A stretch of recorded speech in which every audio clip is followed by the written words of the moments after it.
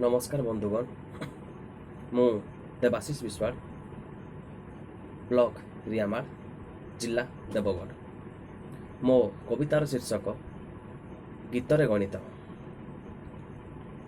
नूतन पाठ को पढ़िबारे आमे आसरे समस्ते जाण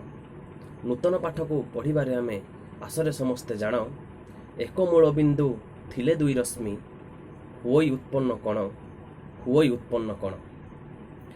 कण ही जे तीन प्रकार अटे प्रथम सूक्ष्म कण कण ही जे तीन प्रकार अटे प्रथम सूक्ष्म कण द्वितीय रहे समकण एवं तृतीय स्थूल कण तृतीय स्थूल कण 90 रु कम 0 डिग्री रु बेसी जेते कण सूक्ष्म कण 90 रु कम 0 डिग्री रु बेसी जेते कण सूक्ष्म कण 90 डिग्री रे जेउ कण रहे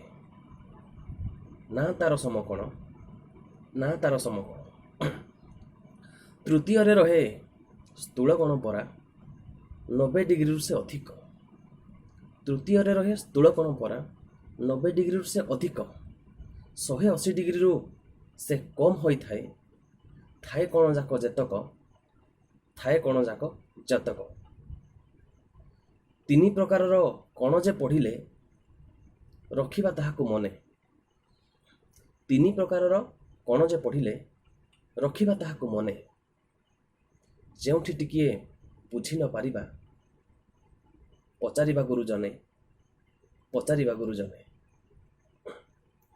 गणित पाठ जे सबुठारु भल बुझिबाकु भारी सुंदर गणित पाठ जे सबुठारु भल बुझिबाकु भारी सुंदर सार जेते बेले बुझाई दियंती लागे भारी आपणार